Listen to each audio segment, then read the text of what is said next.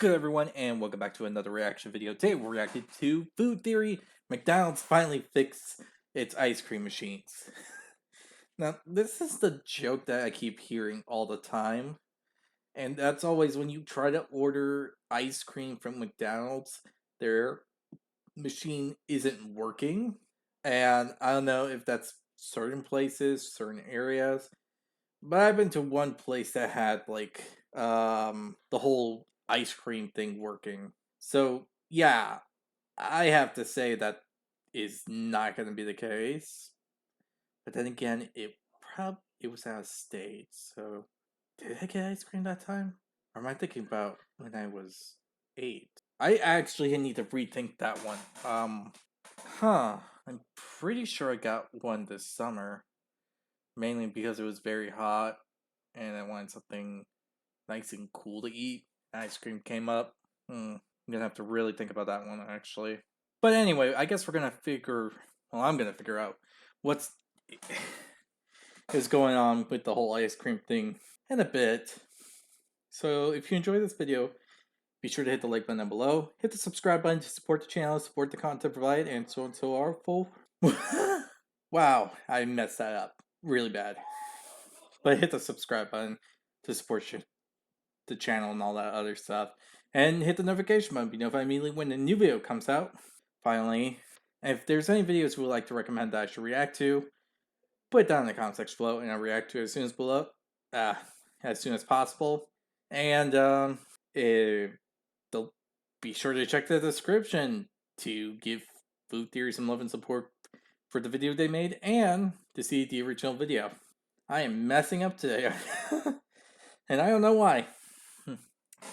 Well, let's get right on to it, shall we?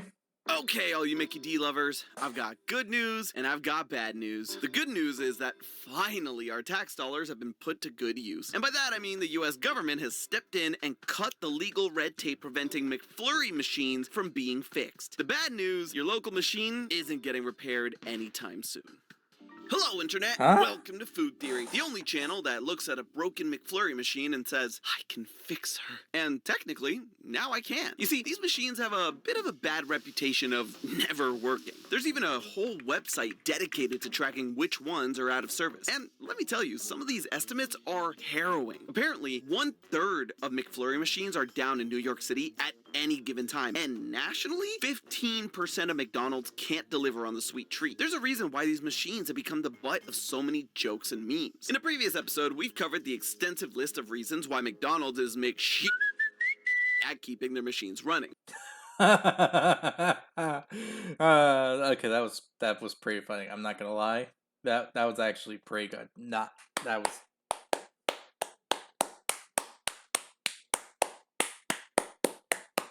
clever. I love what he did with the sensor. What they did with the sensor. Okay. Anyway, so basically, 15% of all of America have their flurry machines having it sometimes work, but exponentially, it just doesn't.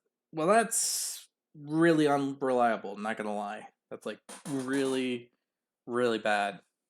But the long and short of it is that repairing a McFlurry maker is a legal and financial headache for store owners. Recently, however, the US Copyright Office opened a metaphorical bottle of aspirin for franchisees. And in theory, this should make it so that their machines are never broken for long. But while a never-ending, free-flowing supply of ice cream makes for amazing headlines, the truth, buried under the surface, is that nothing's really gonna change. Yeah, sorry to be the guy smacking your ice cream onto the floor, but the fight for the right to repair has only just begun. Real Hamburglar heads know that it's a gamble almost every time you want a Golden Arches' frozen treat. That's just the way it's been for decades. Even as a small fry myself, I learned early on to steel my nerves for disappointment in the likelihood that the soft-serve machine was on the fritz. But to understand how society was conditioned into curbing our expectations of the reliability of the McDonald's ice cream machine, we have to go all the way back to the beginning. In 1956, Ray Kroc, the founding owner-operator of the McDonald's franchise business, made a handshake agreement with the Okay. Taylor Company to act as his exclusive milkshake machine supplier. And the two companies still honor that deal to this day. It's kind of honorable, in a way. If you completely and utterly ignore how the Taylor Company has used their contracts to put the freeze on McDonald's franchisees across America. Since at least the early 2000s, McDonald's has been using Taylor's C602 ice cream machine, which is infamous in the biz for its unreliability and dysfunction. An internal survey from 2000 conducted at McDonald's locations revealed that 25% of the 100 stores surveyed were not serving ice cream products due to faulty machinery. That is a huge red flag considering that McFlurries only went nationwide 2 years prior. So what happened? Well, basically, Taylor's machines have a multitude of dairy-laden pipes that are prone to bacterial contamination. To combat this, the machines have a self-cleaning feature that requires that the machine goes through a 4-hour heat cycle. During this cycle, the machine heats up to 151 degrees Fahrenheit for 30 minutes to kill any bacteria, and then cools down to 41 degrees Fahrenheit so that it can go back to chillin' ice cream. If anything goes wrong with this temperamental equipment during this time, let's say if it takes longer than 2 hours to go from blistering hot to exactly 41 degrees, then the machine will lock itself out. Once it's locked, there's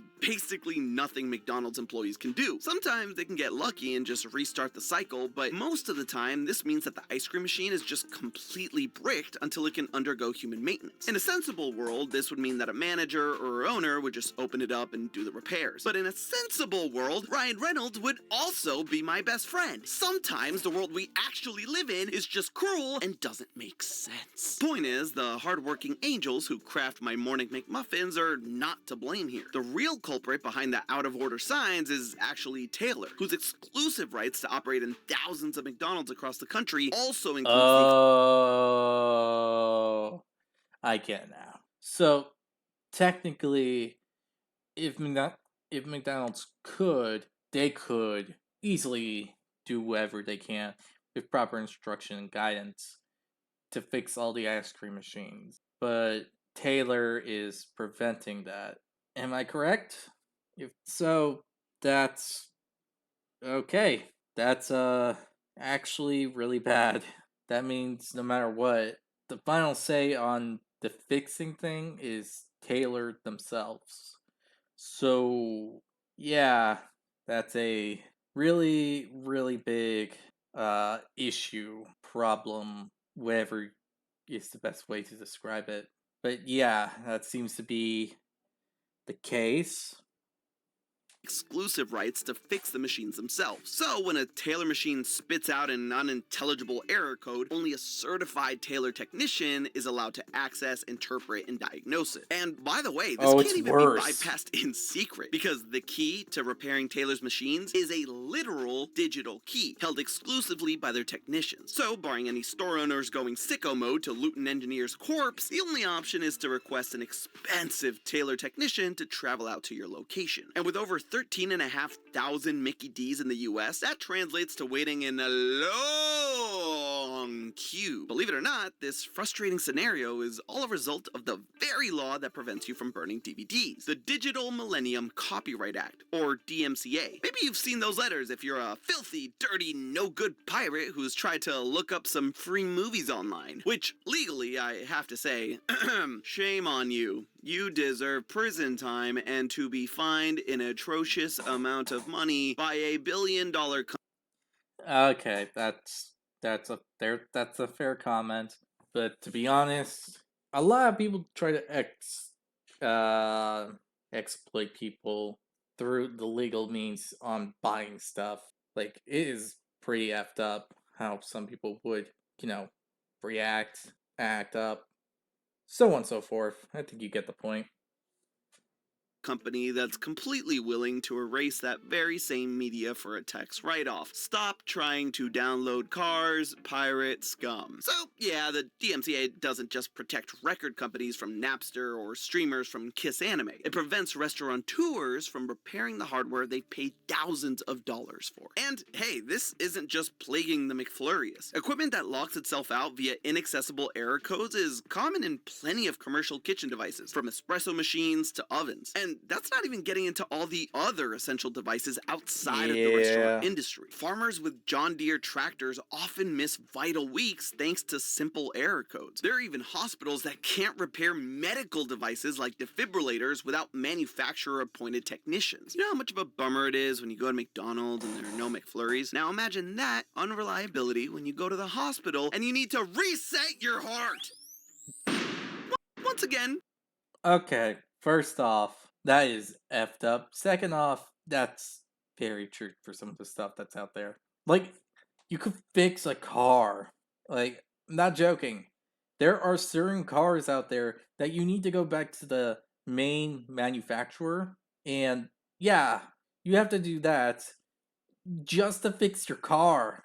No joke, you literally have to go to the place where you can just like pay like some few bucks just to pay for a simple thing for your car. But no, no.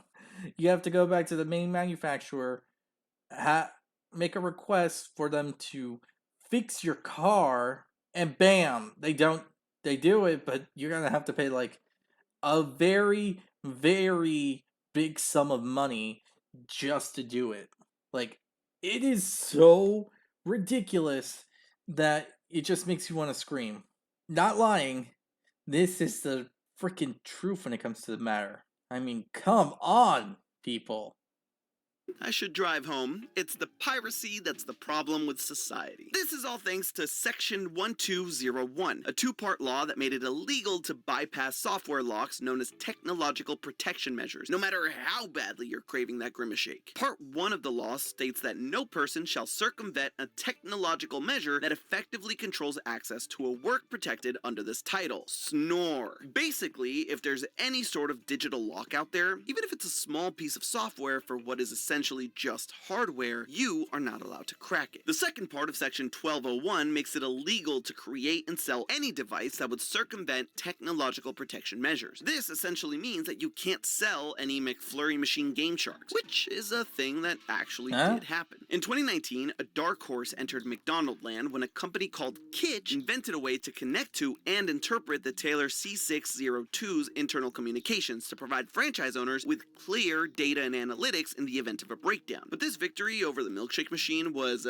short-lived. Because after around 500 Kitch orders were placed by franchise owners, McDonald's emailed all restaurant locations in November of 2020 instructing them to remove Kitch devices immediately due to the violation of the Taylor Company's warranty. As a substitute, the email offered a suspiciously similar device called the Taylor Shake Sunday Connectivity. Now, to play totally legally manufacturer's advocate, the argument often given is that these DMCA lockouts are for safety. After all, we've all seen modding communities go out of control. Look at Lee and his 1200 Skyrim mods. Wait, what? A lot of those mods can't be okay. That's probably the main reason why I don't really consider trying to mod anything. Is modding something is a big, big thing to really think about. Like, very big. Like, if you mess up on the mod you were trying to do, then you can actually kill the device you're using. Your own risk. And on the other extreme of that spectrum, there are actual safety issues with modding. Unauthorized adjustments to the software of something like a smart car could be a serious danger on the road. So it makes sense that manufacturers would want legal protections for the locks that keep their software safe. I mean, if we really want to stretch our imagination, there could be a multiverse out there where a McDonald's employee goes rogue and alters the cleaning protocols of the C602 and creates a limited edition Bacteria McFlurry. Certainly, Taylor wouldn't legally want to be on the hook for that. Because even if they clear their names in court, they're never going to outrun the McFlurries give small town the McDirties headlines. But in all fairness, this sort of defense conveniently ignores the reality of what's going on. Before the DMCA, plenty of manufacturers made hardware that could be improperly altered to pose a danger. But the liability there wasn't on the manufacturers, but the repairmen. For instance, if a mechanic fails to service a car properly, and then that car gets into a wreck due to improper maintenance, it's the mechanic that's liable for the negligence, not the car's manufacturer. So while safety may be the title of the song they sing, the reality is that these manufacturers are more interested in the tune of cash register cha-chings. Taylor Yes, that's exactly it. That is exactly the issue that everyone's having involving these kinds of problems. That is exactly what is going on. It is a freaking insane thing when that kind of stuff happens. Like, you go to a mechanic, they try to fix the problem. Okay, they can't do anything. You have to go to the main manufacturer, and you're going to pay even more money than paying a regular mechanic. Heck, there are some stuff that you can do to fix the device yourself. But the problem is that you there's going to be something or someone pulling the strings, mainly the main manufacturer, that's going to be the main one to actually fully fix what's going on here. It is insane, crazy, stupid, ridiculous, so on and so forth. I think you get the point. It is insane that this type of stuff happens. And there is nothing you can really do about it because you can't. You honestly can't. And it sucks. For example, has a whopping 25% of their income generated from fixing faulty equipment. If they made repairs for the machines more accessible, that'd mean there'd be a huge cut into their pie. And while Taylor may claim that Kitsch was resulting in unsafe alterations to their machines, pretty obvious that the store franchisees were forced into a corner where they needed to look to a third party for simple diagnostics. This is exactly why the DIY tech support company and right to repair advocacy group iFixit bemoaned Taylor's business practices to the US Copyright Office. Fixit spent years tirelessly petitioning the US Copyright Office to challenge the digital locks placed by manufacturers who prioritize their payday over simple, inexpensive repairs. You see, the Copyright Office knew that the DMCA wasn't perfect when they passed it in 1998, so every 3 years, the Copyright Office allows folks to petition for exemptions to the DMCA rulings. Since 2003, iFixit has tirelessly focused on these sort of appeals, all in the name of right to repair. And also their own pockets, but still, they even worked on the first ever right to repair bill. And when it comes to DMCA, back in 2018, they petitioned the office and won an exemption for smartphones and home appliances. And 3 years later, they won exemptions for nearly all consumer equipment, medical devices, and vehicles. And finally, this year, it seems like they've done it again. This time, securing an exemption for the right to fix your own dang ice cream machine. According to the exemption, McDonald's ice cream machines and other retail level food equipment can now be fixed in-house without a Taylor technician gatekeeping your McFlurry. So this is great news, right? I mean, it sounds like the chances of satisfying our sweet cravings are about to go up about No. 15%, at least according to McBroken's tracker. But while this exemption is incredible progress for the right to repair, it only addresses half the battle. Don't get me wrong, we all owe iFixit a huge thank you, and this really does advance the cause in a positive way. But remember that pesky Part 2 of DMCA Section 1201? Yeah. Unfortunately, the exemption only allows for the legal right to repair the machine yourself. It does not cover the right to create or purchase the tools that would help franchise owners solve the ice cream related issues quickly and efficiently. And there's the twist. So basically, there is a right to have someone come, right? Okay, let me see if I So understand this easy to correctly. use products like Kitsch still break the law. So unless the owner of your local Mickey D's is a tech whiz, it's unlikely that anyone but a trained engineer would be able to doctor a Taylor machine. Which brings us almost back to where we started, standing in front of a broken McFlurry machine that only a skilled professional can hack. But we certainly aren't back to square one. The DMCA has been hindering our milkshake consumption since Okay. 1998, but we're slowly breaking out of its restraints, emerging every 3 years with another piece of the puzzle solved in our favor. And I get it. We've waited patiently for so long, only to be blocked by a caveat to an exemption of a law that shouldn't be messing with me when I'm hangry in the first place. But this is really great news, and we're inching closer to the sweet taste of victory. Folks like us can also make a difference by writing to our state legislators in support of the Fair Repair Act. iFixit's website also directs you to a right to repair advocacy network so that you can get involved wherever you live. Securing the right to fix our own ice Okay, I think we get the general point. So basically, machines actually brings a Actually, lot of hold hope on. for what we can accomplish in the future in order to make tech repairs easy and affordable for all. Until Hmm. then, I guess McDonald's is gonna have to add PhD in engineering to the requirements for employees, which I guess doesn't change much in this economy. But Not hey, really.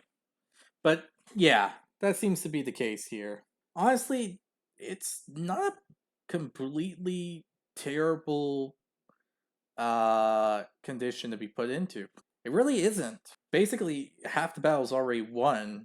It's just now there's just the other half. I mean, basically, they now can get support from tacticians to help in trying to fix it, but the problem is they probably need more services slash devices, like certain things, to make sure that, well, the thing can keep going. Yeah, I think you get the point. They you can't get like the equipment to make it easier, but you can now at least try to fix it yourself now or hire someone to do it. So that's a plus, but the bad side is just a it's just only at the halfway mark. So it's not a complete victory, but we're getting somewhere at least. So that's pretty good. Honestly, I say that's a victory in the right step. So the battle's won, but the war's not over. Well, at least this can translate to other stuff that has something similar to that. So, this said, I hope you all enjoyed this video. If you did, hit the like button down below, hit the subscribe button to support the channel, support the content provided, and so on and so forth. Hit the notification button to be notified immediately when your video comes out. And tell me what you think about this subject in the comment section below. I would like to hear your opinion about the matter. Other than that, hope you all enjoy. I'll see you all next time. Bye.